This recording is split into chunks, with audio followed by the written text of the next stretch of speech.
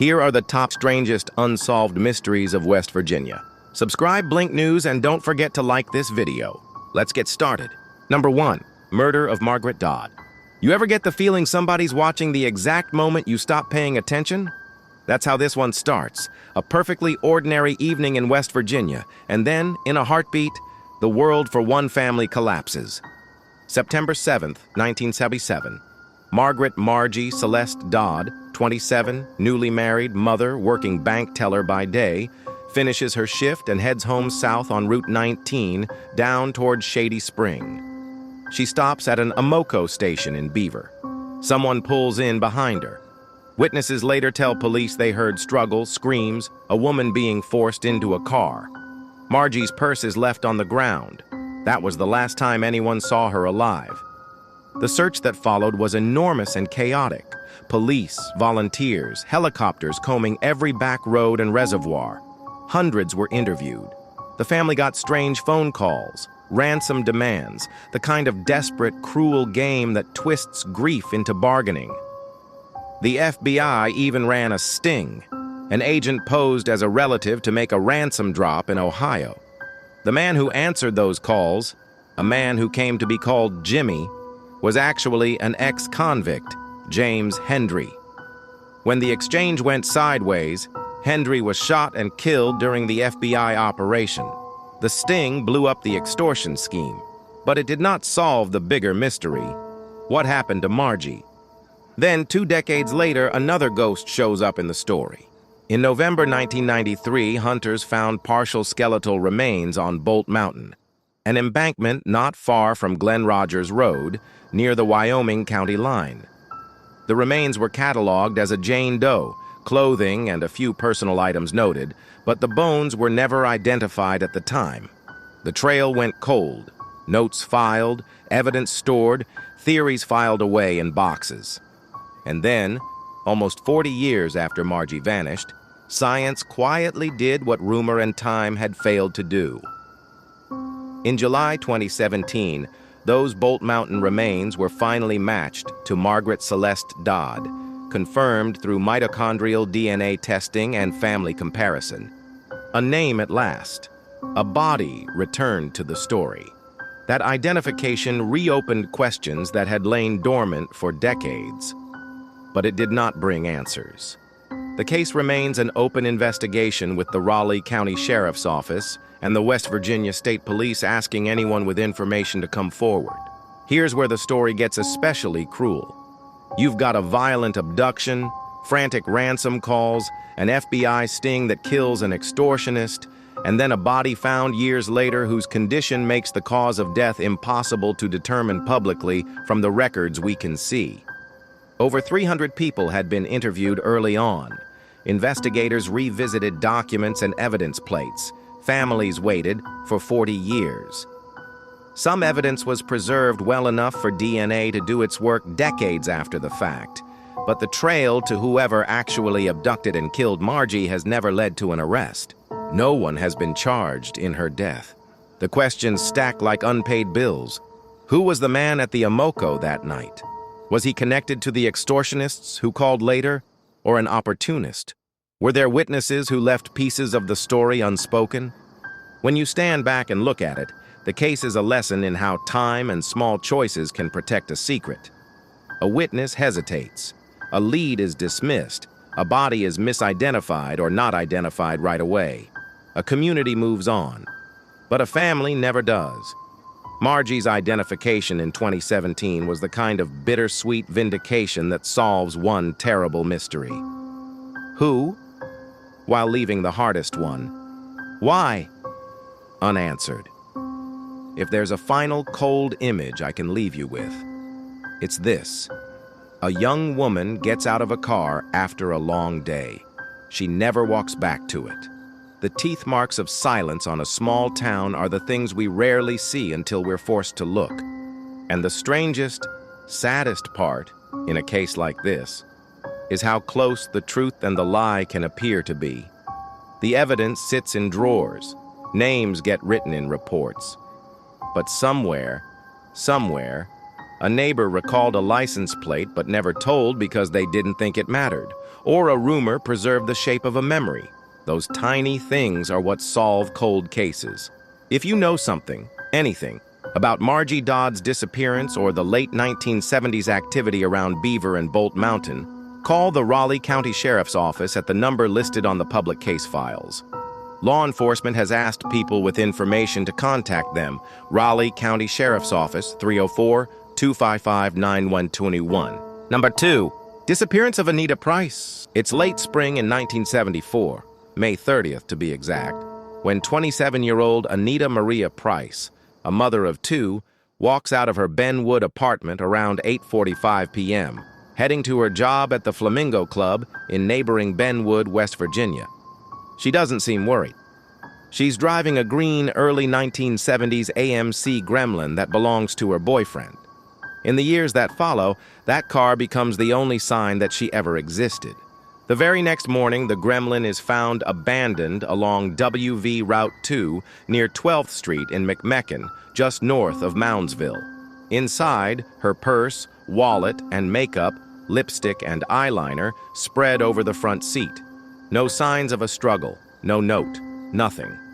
3 days pass before anyone even reports her missing. Investigators later admit the initial response was cursory, so cursory, in fact, that they didn't immediately examine the very car she was last seen driving.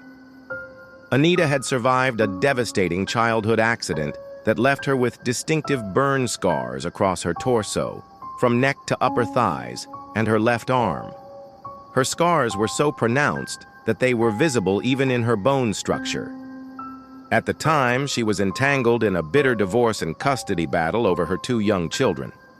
Her ex-husband was investigated thoroughly, but never tied to her disappearance.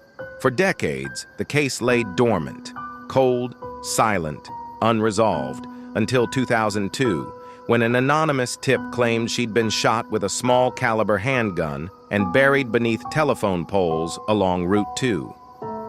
That tip prompted an excavation south of Moundsville. Nothing turned up. In 2016, another lead sparked hope. Remains might lie near a gypsum plant in Proctor WV. Family members mobilized forensic teams, cadaver dogs, and volunteers, but work came to a halt when an underground drain blocked access. They still hope to resume the dig, hoping for answers. Every year that passes widens the gap between then and now. Anita's children, older now, seek closure. A family-oriented woman, gone without a trace. Her DNA is in CODIS, mtDNA entered, her case stays open. So here's what we know. Anita Maria Price vanished on May 30th, 1974, after leaving home for work in a green AMC Gremlin. Her car was found deserted the next morning with personal effects inside, no evidence of struggle. She had severe burn scars from a childhood incident, making her uniquely identifiable. A divorce and custody battle formed a tumultuous backdrop. Her ex-husband was looked at but never accused. Multiple tips over decades, from a shooting and burial site to a gypsum plant excavation, all have come up empty. This is where it gets haunting. A reliable woman steps into the night and vanishes. The only proof of her existence is a car and a scatter of makeup. Her name remains in databases, her DNA filed, her family waiting. If you know anything, something someone forgot to say, an old whisper in a town bar, it might just re-trigger that pinprick of memory that brings us closer to the truth. Call the West Virginia State Police at 304-329-1101. One day someone will remember something, and one day maybe Anita Price will come home. Number 3. Murder of James Buddy Johnson.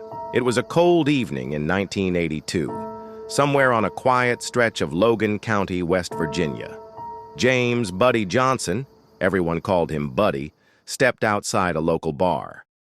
Maybe he was just grabbing some fresh air, or maybe he was walking someone to their car. Whatever the reason, the world shifted in a heartbeat. A single gunshot rang out. Buddy collapsed there in the parking lot. People swarmed. Friends, strangers, witnesses pulled themselves together to tell their part. A flash of movement, a man running into the darkness. Someone described a fleeting argument minutes before. Another noticed a car speeding away. But those fragments, they never came together. Despite the number of people who saw something, anything, no one ever got arrested. Police quietly whispered about a local dispute, something simmering beneath the surface of a small community. But they didn't have the evidence. No confession, no shell casing traced, no motive pinned down with proof. Just witnesses, some with conflicting stories, others with vague details, and a man dead in the night. So the file was closed on one level, yet left open forever on another. Buddy Johnson's name, frozen in time, a victim of violence, community whispers, and unsolved mystery. The case remains unsolved, an investigation that went cold as the West Virginia air that night. If you know what happened, if you remember something no one else seemed to catch, this file still waits for that one detail.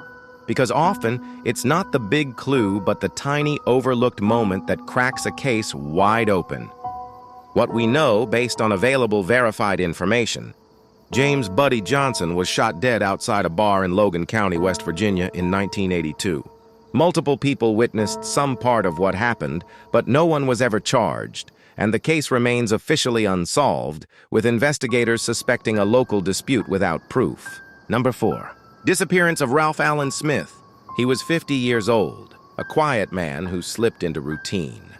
Then, one ordinary day in 1996, Ralph Allen Smith of Princeton vanished. His car was found later, abandoned, idling, half forgotten. No note, no sign of struggle, no fingerprints, no witnesses stepping forward. Just that empty vehicle offering a silent question. Investigators combed the area. They checked cameras, interviewed friends, ran his name through databases everywhere. But no trace of Ralph surfaced. No body, no belongings, no clues beyond a cold car parked in silence. Years passed. His case drifted into the cold files, a faded photograph on a missing persons board. But here's the thing about memory and mystery. Sometimes one tiny detail, a forgotten conversation, a scrap of a story, can crack it open again. Ralph Allen Smith's disappearance isn't closed. If you remember something, anything, no matter how small, call the police. Because in cold cases like this, it isn't always the big discovery that matters. It's that one elusive moment someone thought wasn't important enough to share. Number 5. Murder of Mary Elizabeth Bacz. It was 1990 in Morgantown, West Virginia, a place where the rhythm of campus life meets shadows cast by the Allegheny Mountains.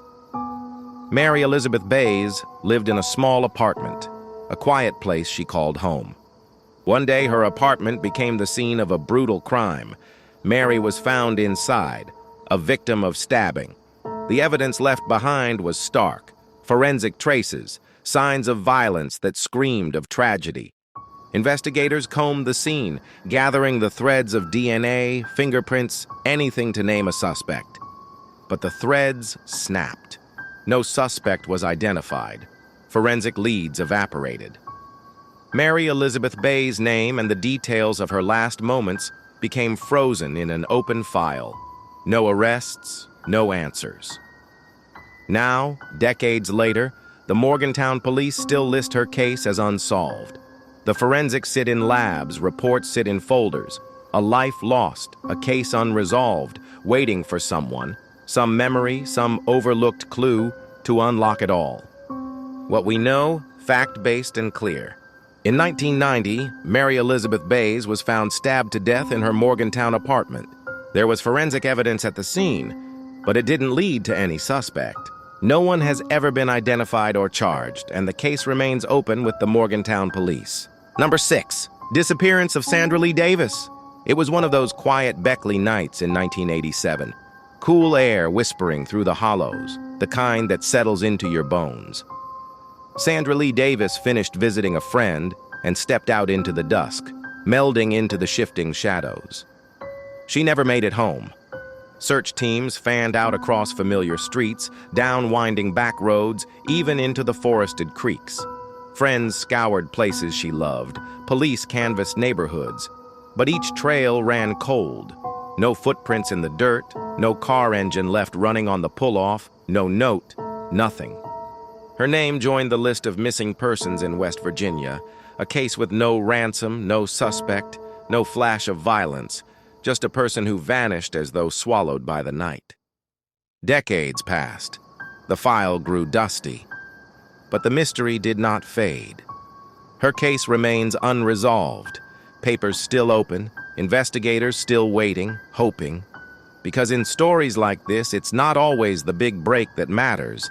It's the memory someone almost forgot, a whisper told to a friend, that finally lights the way home. Number 7. Murder of William Billy Shrewsbury. It was a quiet evening in 1978 in Princeton, Mercer County. Just another night when life's rhythm was slow and familiar. Inside his own home, William Billy Shrewsbury found himself face to face with something deadly. He was shot dead, alone in his house, struck down where he should have been safest. The violence happened from the inside, a violation of the sanctuary we always think belongs to us. Mercer County investigators arrived. They combed the crime scene, looked for witnesses, any stray clue, any human fragment leading them to who might have done this. But nothing emerged. No one saw the shooter. No suspect was ever named. No motive was pinned down. Just an unanswered question mark hung in the air. Billy's murder file remains open. The Morgantown shadows, the silence of a small-town evening, they still hold the answer. And it's out there, in someone's mind, waiting. Number 8. Disappearance of David Freeman. It was 1984 in the quiet hills of Berkeley County, West Virginia. A 24-year-old man named David Freeman vanished after a night out. Just a man stepping into the darkness and disappearing. His disappearance caught the attention of Unsolved Mysteries, a rare spotlight on a case that would otherwise slip quietly into the shadows. Despite every effort, search parties, family pleas, missing person databases, nothing turned up. No confirmed sightings, no physical evidence, no truth returned. His case remains open and unsolved. In the files, his name is still alive. In the collective memory, it lingers like a whisper in the hollows. Sometimes it's that one small detail, a fragment of a conversation, a person who thought they saw something but didn't talk about it, that unravels what seems unsolvable. Number 9. Clarence Moses Riffle. On a bitterly cold January morning in 1980, the quiet mountain town of Elkins, West Virginia, woke up to news that would ripple through the community for decades. Clarence Riffle, everyone just called him Moses, was the kind of man people waved to on the street. Mid-50s, wiry frame, white hair under a worn ball cap, and a slow, deliberate way of speaking that made people listen. That morning, a neighbor noticed something strange. Moses's pickup truck was in the driveway, but his front door was wide open. She knocked. Nothing. She stepped inside and froze. Moses was lying on the living room floor, shot to death. The scene was strange. There were no signs of forced entry, no struggle that tore up the place. But one important thing was missing: Moses's shotgun. It had been hanging on the wall just 2 days earlier, a family heirloom he'd had since his 20s. Now, it was gone. The Randolph County Sheriff's Department descended on the house. Investigators learned Moses had been seen in town the day before, chatting at the feed store like normal. No one could think of a single enemy he had. He didn't owe money. He didn't hang with criminals. And yet, someone had walked into his home and killed him. One theory was that the killer was someone Moses knew, maybe even trusted, who came by under the pretense of visiting. Maybe they asked to borrow the shotgun. Maybe there was an argument. Or maybe it was cold-blooded from the start. But there was no witness, no fingerprints, and no weapon. Weeks passed. The case cooled. Rumors swirled. A drifter seen walking the back roads. An old feud from decades earlier. Even the possibility that the killer had been looking for Cash Moses kept hidden. But there was no hard evidence to confirm any of it. What makes this case truly haunting is how personal it feels. Moses wasn't just another statistic. In a small town, everyone knew him. His murder didn't just take a life, It shattered the sense of safety Elkins had always taken for granted. Today, more than 40 years later, the West Virginia State Police Cold Case Unit still lists Clarence Moses Riffle's homicide as unsolved. The shotgun has never been found. The killer, if still alive, is somewhere out there, an old man or woman now, carrying the knowledge of what happened in that quiet living room on that cold January day. And here's the part that sticks with me: the front door. In most versions of this story, the neighbor says it was wide open, as if whoever killed Moses walked out into the freezing air and didn't care who found him. Almost like they wanted him to be found. Number 10. Nick Johnson. In the late 1970s, the coal towns of southern West Virginia were a mix of grit, hard work, and tight-knit community. And in Sprague, just outside Beckley, there was one man who seemed to embody that coal miner spirit: Nick Johnson. Nick had spent decades in the mines. By 1978, he was retired, living a simple life in a modest home off the main road. At 69 years old, he moved a little slower, but his neighbors knew he still had that coal miner's toughness. He'd worked the kind of job that ate away at your lungs, your back, and your joints, but left you with the kind of stubborn resilience you couldn't fake. On a cold winter morning, that resilience was put to the test, and it wasn't enough. Neighbors hadn't seen Nick in a couple of days, which was odd. He usually stopped by the general store for a newspaper or coffee. One of them finally decided to check in. They knocked. No answer. The door creaked open, and what they saw inside would haunt them for years. Nick Johnson was lying on the floor of his living room, brutally beaten. Investigators determined he'd been attacked inside his own home. No sign of forced entry, suggesting he either knew his killer or they'd come in through an unlocked door. The brutality of the attack stunned police. This wasn't a quick assault. Whoever did this wanted to make sure Nick couldn't fight back, and at some point during the beating, he stopped breathing. There was no robbery. His wallet was still there. His watch was still on his wrist. Nothing in the house looked ransacked. That left investigators with an unsettling possibility. This wasn't about money. This was personal. The Raleigh County Sheriff's Department questioned everyone in Nick's orbit: friends, former co-workers from the mine, neighbors. They wanted to know who would want to hurt this quiet, retired man, but nothing connected. No angry disputes, no debts, no criminal ties. The only strange detail that stuck in some officers' minds was a rumor, one that floated around town but never made it into an official report. Supposedly, in the days before his death, Nick had been seen talking to a man in a car that no one recognized. The man wasn't from around Sprague, and after Nick's death, that stranger was never seen again. The case went cold almost immediately. Without a murder weapon, without an eyewitness, and without a clear motive, investigators had little to go on. Even today, Nick Johnson's murder is listed among West Virginia's unsolved homicides. The house where it happened is long gone, replaced by a patch of grass and gravel. But for those who knew him, it's impossible to forget. And here's the detail that lingers, the thing you can't stop replaying. Nick Johnson had survived decades in the dangerous, suffocating dark of a coal mine. But in the safety of his own home, in the quiet of a winter night, someone brought that darkness to him and walked away into the cold without a trace. Number 11. The Greenbrier Jane Doe. On the morning of June 24, 2002, the rolling green hills of Greenbrier State Forest were quiet. The kind of quiet that draws hikers and campers to West Virginia in the summer. But that day, the stillness was broken by something grim. A park maintenance worker was clearing brush along one of the less-traveled trails when he spotted something unusual just off the path. At first, he thought it was an old mannequin. Maybe kids had dragged it out there as a prank. But as he stepped closer, he realized it wasn't plastic. It was human. Lying among the leaves were the partial skeletal remains of a woman. She had been there long enough for decomposition to set in, but not so long that everything was gone. And near the remains were a few items, details that would become the only real clues in the case. First, Her clothing. She was wearing bright orange athletic shorts, Walmart brand, sold in the late 1990s to early 2000s. They were distinctive, almost neon, with a simple elastic waistband. She also had on a dark-colored t-shirt, badly weathered by exposure. Second, something about her teeth.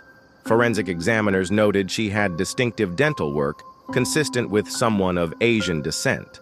That, combined with bone structure analysis, suggested she was an Asian female, likely between 25 and 33 years old at the time of death. Her height was estimated at 5'0" to 5'3".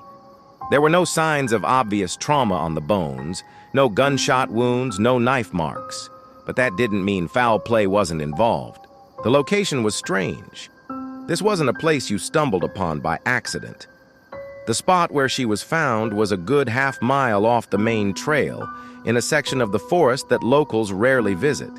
If she had been hiking alone and gotten lost, someone would have reported a missing woman matching her description.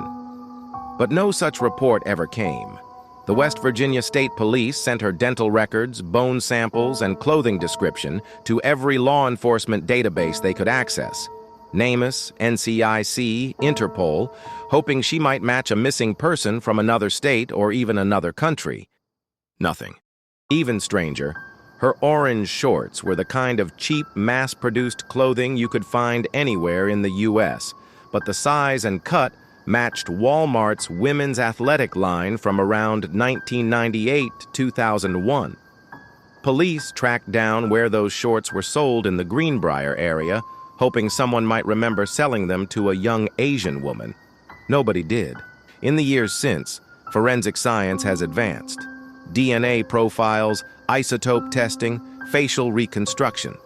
Her remains were eventually given a composite face based on her skull shape. She looked young, friendly, someone you'd pass in a grocery store without thinking twice.